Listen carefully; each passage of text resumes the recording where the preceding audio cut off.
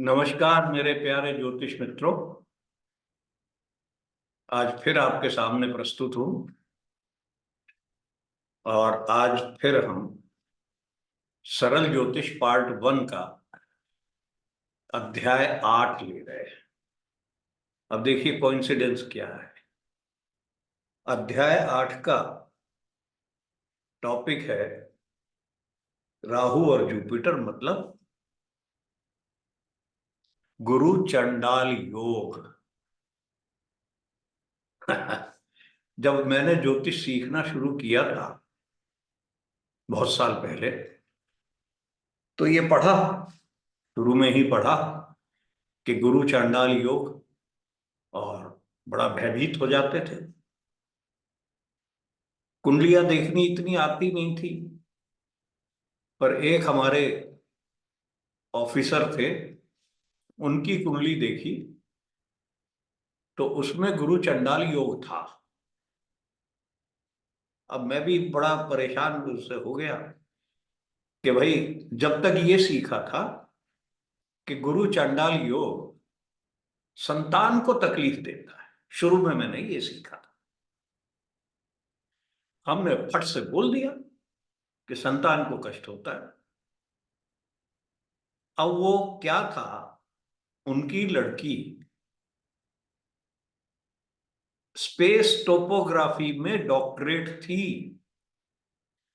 परंतु वो मैरिज नहीं कर सकती थी। अब वो हाँ हाँ कर दिया उन्होंने भी, ठीक है। बाद में जैसे जैसे हम बढ़ते चले गए, सीखते गए, तो बहुत सारी कुंडलियां आई कि ये तो गुरु चंडाल योग तो बहुत बड़ा योग है, किसी को भी किसी भी ऊंचाई तक भी पहुंचा सकता है। और जिज्ञासा हमारी बढ़ी। उसमें अब हमने कहां से सोचना शुरू किया।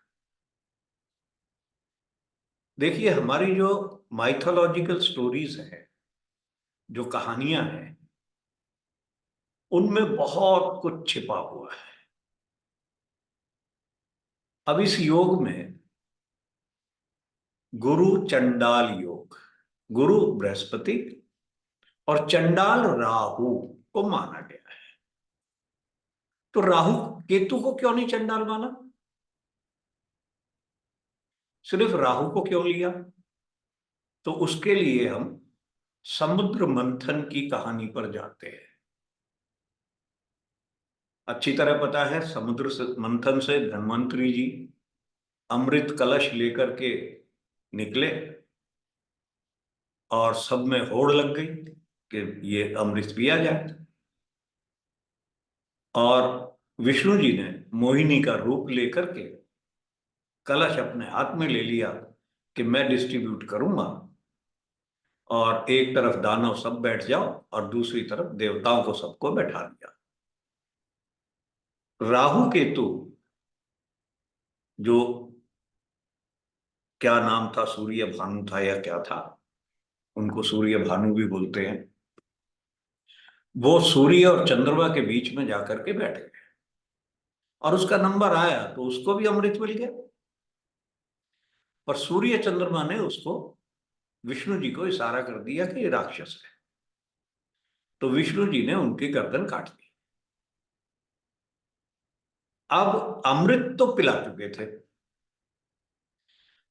अब दिमाग में आया कि राहु जो सिर का हिस्सा है वो चंडाल कैसे हो गया, और केतु मोक्ष का देने वाला हो गया।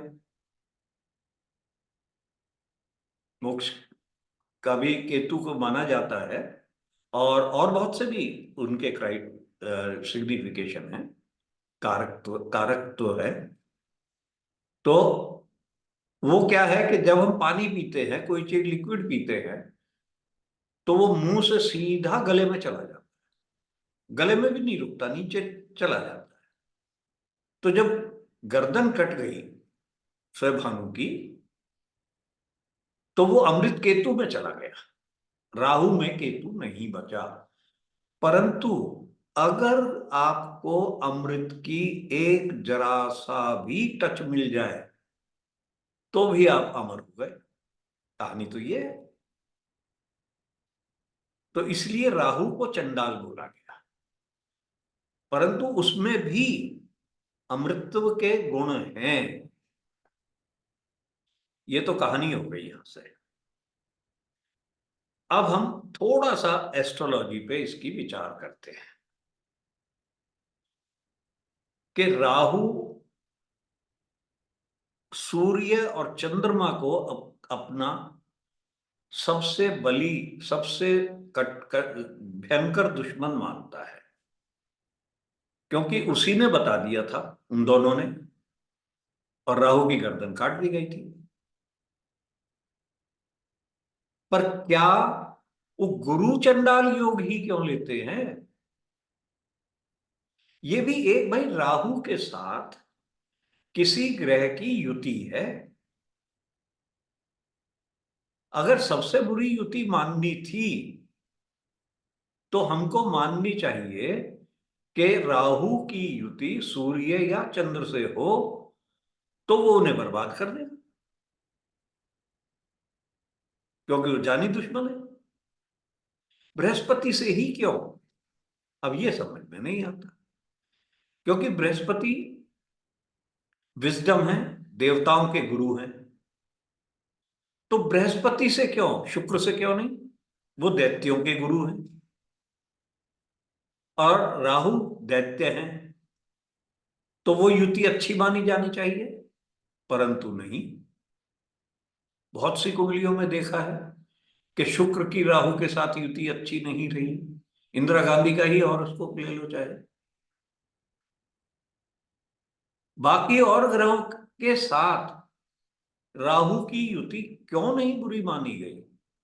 इसी को क्यों सिंगल आउट किया? विजडम के लिए, कि भौतिकता बहुत आ जाती है?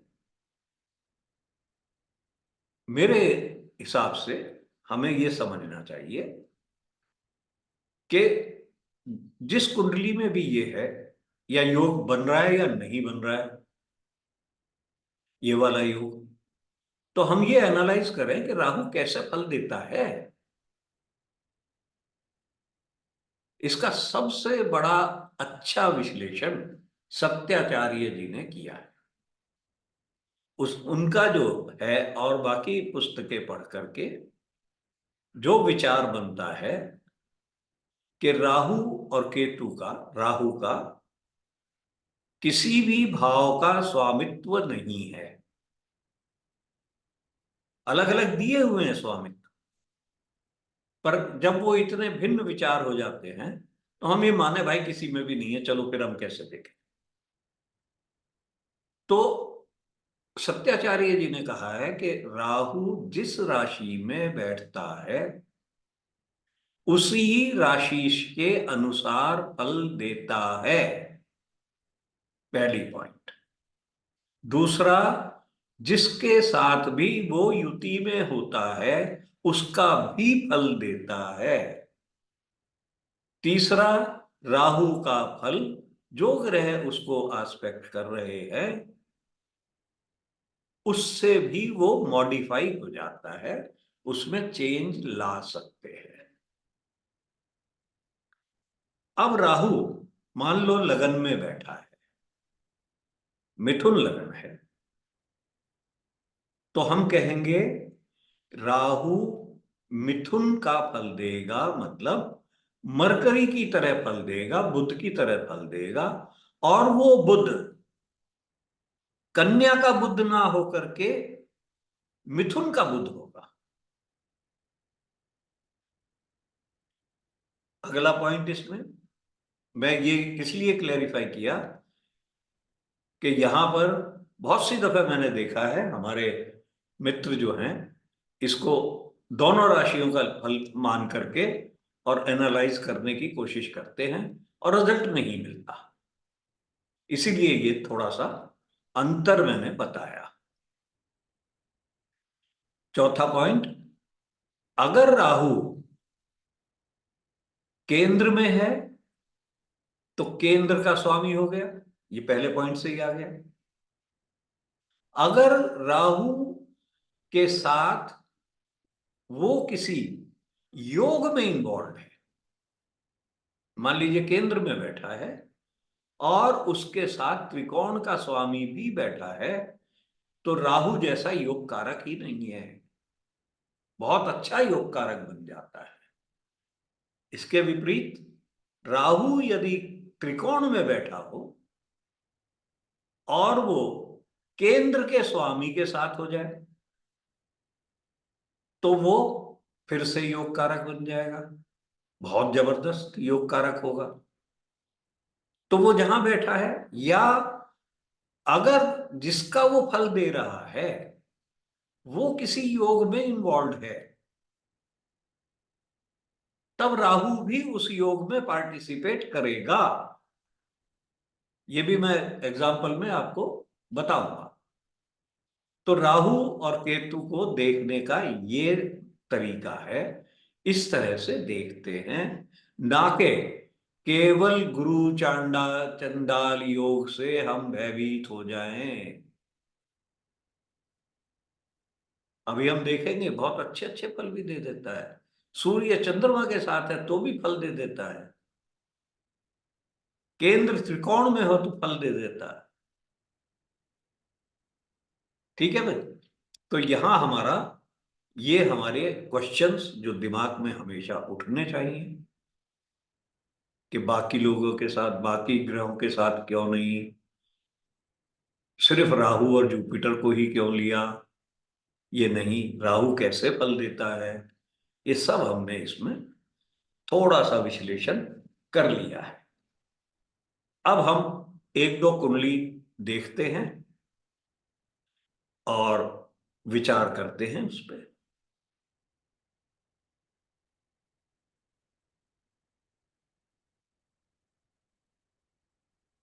ठीक है। ये पहली कुंडली मैंने ली, 15 फरवरी 44 का जन्म है। अब यहां देखिए, राहु और बृहस्पति, ये मैंने गुरु चंडाल की एक ही कुंडली ली है भय दूर करने के लिए।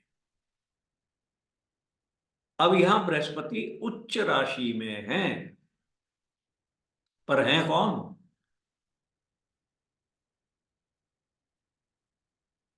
एकादशेश है और अष्टमेश है।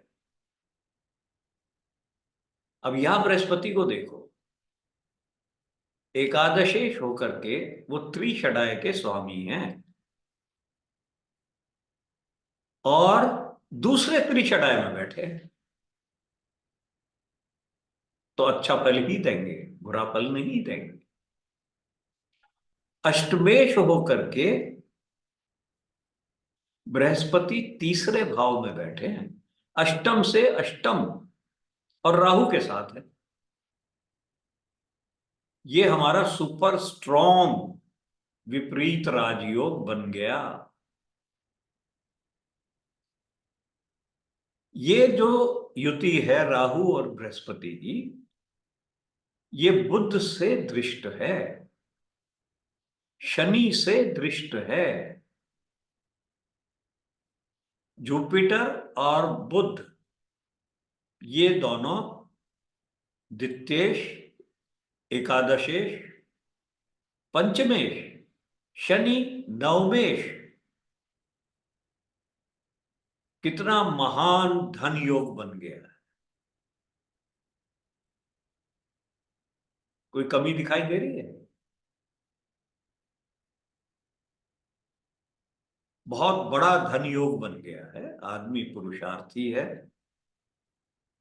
और अब बता दूं, ये नुस्ली वाडिया की कुंडली है,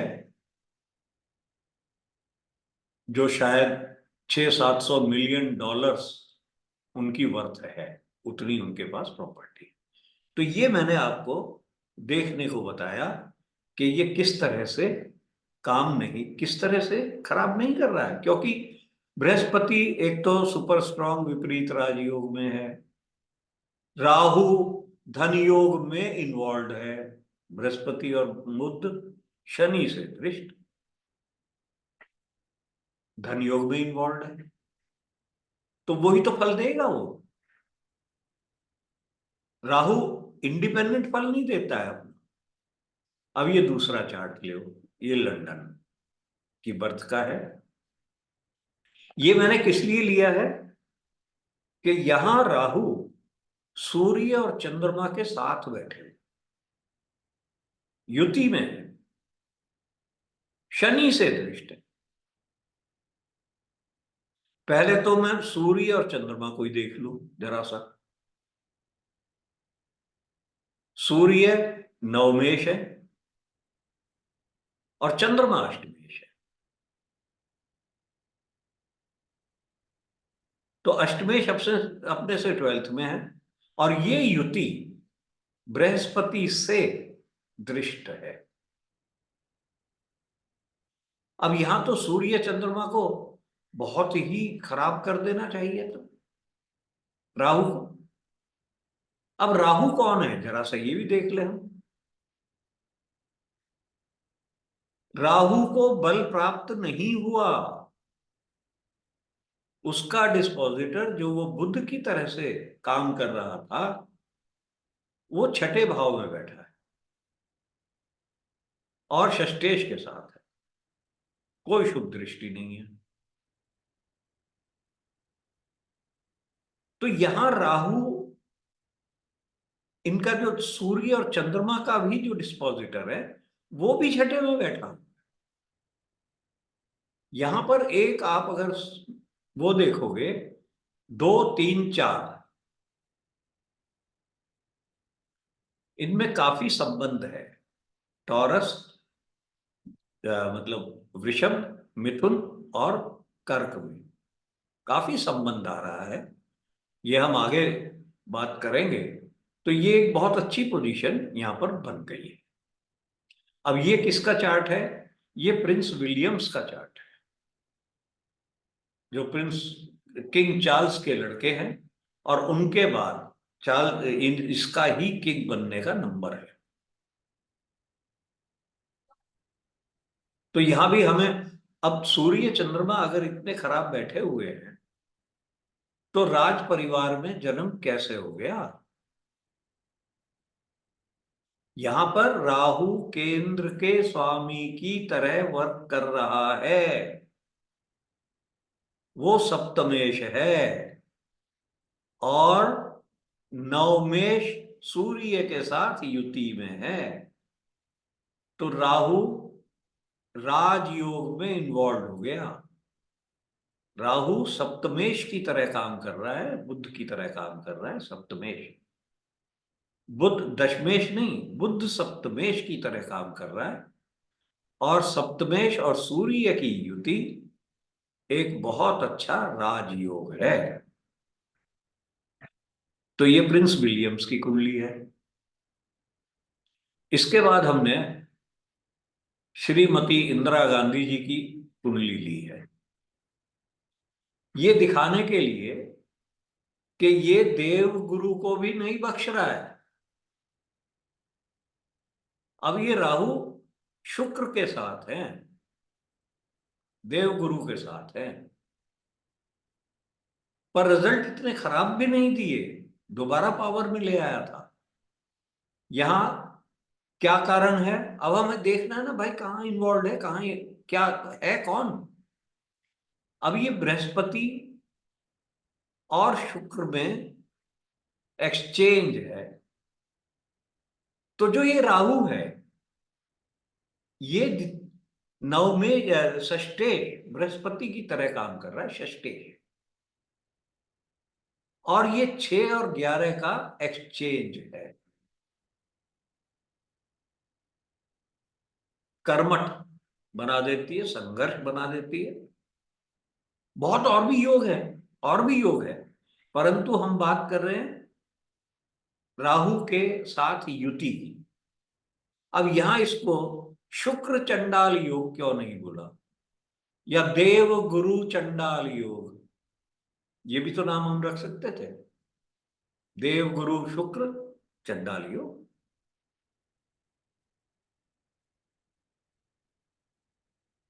हाँ, ये जरूर है कि शुक्र के जो कारकत्व थे विवाह के और इसके, वो इस कुंडली में देखने को मिले हैं।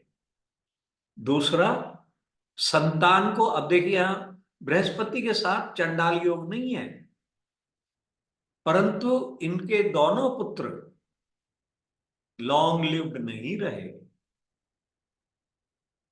एक की तो मृत्यु इनके सामने ही हो गई। वो एक बहुत बड़ा कर्स माना जाता था, माना जाता है, अब भी माना जाएगा। तो उतना तो कष्ट दिया, क्योंकि 6 और 11 का ये एक्सचेंज है, परिवर्तन योग है। इसके बाद हम एक देखते हैं, फिर वही चंद्रमा की कुंडली, ये केंद्र में राहु है और चंद्रमा के साथ है।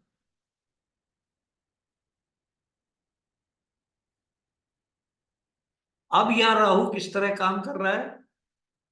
चंद्रमा की तरह से काम कर रहा है। चंद्रमा के साथ युति होने पर वो और ज्यादा चंद्रमा दशमेश का कार्य वो कर रहा है। यहां पर मैं ये शब्द कहना चाह रहा हूं, जरा ध्यान से उसको यूज करना, इस्तेमाल करना, परंतु वो बिल्कुल सही है कि राहु जिस ग्रह के साथ बैठा है, जिस राशि में बैठा है, उसी भावेश का काम करता है। अब यहां दशमेश बन गए, पक्के दशमेश हैं, उसमें कोई कमी नहीं है। और ये महात्मा गांधी जी की कुंडली है। चंद्रमा की दशा में वो वापस भारतवर्ष आए, मंगल में अपने लगे रहे वो काम करने में, भाई किस तरह से। और राहु का पीरियड जब स्टार्ट हुआ, आप देख लो क्या उनको राष्ट्रपिता बन गए। राहु ने इतना बड़ा ओहदा, इतनी बड़ी स्टेटस, इतनी बड़ी पदवी उनको दिला दी, जो पूरे हिंदुस्तान में एक ही है, राष्ट्रपिता। तो हम इसको कैसे, राहु के साथ युति ही समझो भाई। गुरु चंडाल, मैंने जैसे कैप्शन में भी लिखा है और इस शुरू भी यही किया था कि मुझे बहुत डर लगता था। हो सकता है आप लोगों को बहुत डर लग रहा हो, इससे लगता हो, पर अब आप राहु को योग कारक बना सकते हैं। हर एक ग्रह के साथ, हर एक भाव में जहां बैठा है, उसको एनालाइज करो। सिर्फ गुरु चंडाल बोलने से काम नहीं चलेगा। ठीक है मित्रों, तो ये आज मुझे लगता है कि शायद कुछ आपका भय दूर किया हो। भय की बात नहीं है राहु से। राहु की दशा आ जाती है, बहुत लोगों के आती है, मेरी भी चल रही है। और मेरा राहु भी लगन में शनि के साथ बैठा हुआ है। दिया, ऑपरेशन भी दिए, तकलीफ भी दी, बीमारी दी, क्योंकि मंगल षष्टेश से दृष्ट है, और मंगल की दशा अच्छी गई। शनि नवमेश भी है, अष्टमेश भी है, तो दोनों ही काम कर रहे हैं। तो राहु शनि की युति की भी मैं अपनी कुंडली में बात कर लेता हूं। और राहु की दशा में ही, जो 2012 में शुरू हुई थी, अच्छी अच्छी पुस्तकें लिखी हैं 2012 के बाद, उसने कोई मेरी बुद्धि को कुंठ नहीं किया है शायद। अभी भी मैं सोच सकता हूं, और सागर मंथन का, पीने का, भाई कैसे पिया होगा अमृत को, किसके कहाँ पहुंचा, कहाँ तक गया, वहां तक शायद ये राहु मेरे को खुद बता रहे हैं। ठीक है, चलिए ऑन दिस लाइटर नोट हम फिर मिलेंगे। तो ये हमारा चैप्टर 8 हो गया है। अब हम चैप्टर 9 पे आएंगे, जो कि इंदु लगन का चैप्टर है और थोड़ा सा बड़ा चैप्टर है। तो मैं रिक्वेस्ट करूंगा कि आप उसको थोड़ा सा पढ़ के आएं, ताकि मैं उसको बहुत ज्यादा समय ना लूं। मेन मेन पॉइंट बता करके आपको हम किताब के रेफरेंस दे करके उसके मेन मेन पॉइंट हम बता के आपको इंदु लगन समझाएंगे। बहुत बहुत नमस्कार। Thank you.